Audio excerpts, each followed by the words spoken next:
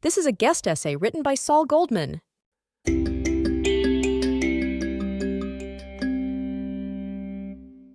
Today, many all over the world, including Jews, are calling Israel's underlying Zionist ideology into question. There are Jews apparently so ignorant of Judaism that they claim Zionism is not Judaism. They reject Zionism as if it was some sort of non-Jewish ideology. Therefore, in their ill-conceived conclusion, being quote-unquote anti-Zionist is not being anti-Jewish. People have distorted the term Zionism by emphasizing the way early Zionists embraced socialism and ignoring the biblical and rabbinic ideas pertaining to the centrality of the land of Israel in Judaism. Perhaps the mystical notion that prior to redemption, a spiritual transformation of Israel must take place further removed the connection between redemption and homecoming. If it is not too tacky, one may point to a Judaic trinity of land, law, and people. Too many Zionist ideologues have highlighted the kibbutz as the ideal socialist achievement, somehow implying that the Zionist movement was all about social change and liberal democracy. Essentially, however, Zionism is about restoration. It is about making Israel whole again by returning the Jews to their land.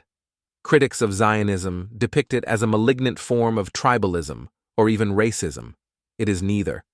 The term Zionism is merely a neologism, a new word for an old idea.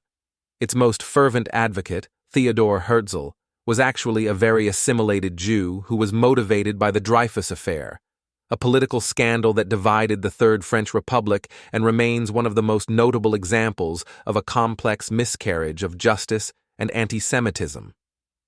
The scandal began in 1894, when Captain Alfred Dreyfus, a 35-year-old Alsatian French artillery officer of Jewish descent, was convicted of treason for communicating French military secrets to the German embassy in Paris. He was sentenced to life imprisonment and sent overseas to the penal colony on Devil's Island in French Guiana, where he spent the following 5 years imprisoned in very harsh conditions. Nowadays, it seems that among assimilated Jewry, anti-Semitism is their only connection to Judaism. Consequently, Herzl argued that Zionism would solve Europe's Jewish problem.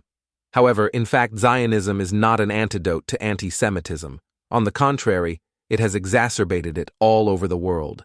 In trying to present the idea of Jewish national rebirth, especially in the early 20th century, it was important to portray Zionism as a contemporary nationalist movement and de-emphasize its biblical roots, which was paradoxically the reason that Christians rallied around the movement.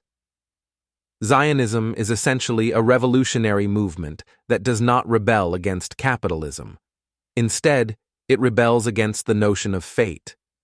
It is a movement of faith, of people who believe that a nation, unlike an individual, can be born again.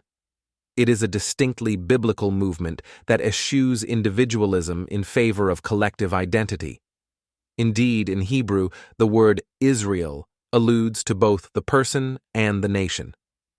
The Zionist vision is very much like the ancient vision of Ezekiel. Ezekiel was a post-exilic prophet who sat among the ruins of Jerusalem and saw the rebirth of the city and the people. Modern Israel is a synonym for that valley of the dry bones. Zionists labored in the hope of reviving a land and a national spirit.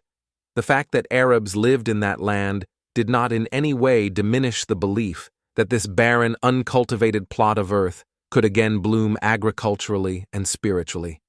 Its regeneration is the acknowledgement of Herzl's famous dictum, "If you will it, it is no dream." That is why Zionism is merely another word for redemption. The effects of the movement of Jews homeward proves the biblical assertion that Jews have the power to affect history rather than just be affected by it. Moses changed the world's social order forever, making slavery anathema and freedom the highest good. Jeremiah and Isaiah saw nationalism as a bridge to a new international order that would be guided by Judaism. Indeed, throughout time and the paroxysms of history, Judaism continued to envision a future better than the past. Under the crush of Roman centurions, Jews continued to insist upon liberty. The Bible envisioned that another anointed one like Moses or David would arrive to lead us once again from the bondage of exile to the glory of liberty.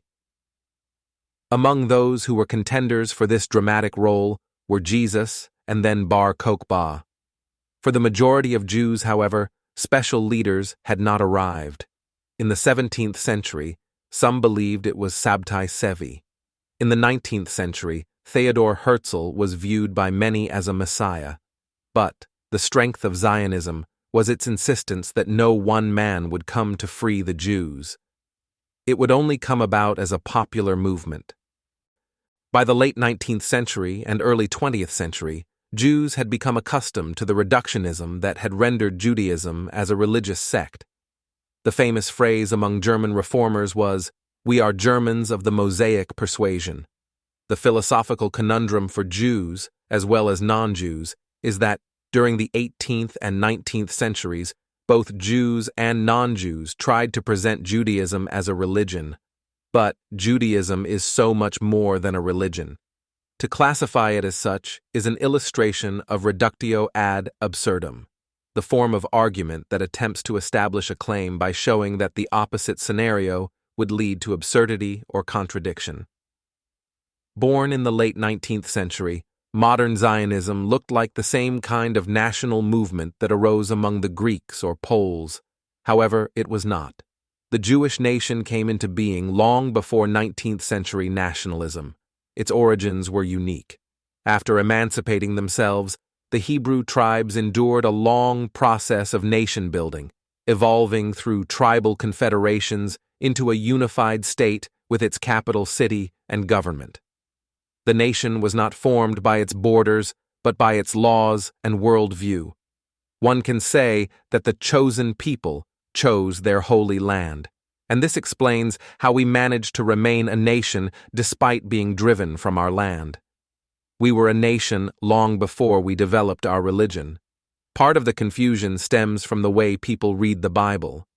It is an encyclopedic work covering history, political philosophy, law, ethics, and theology.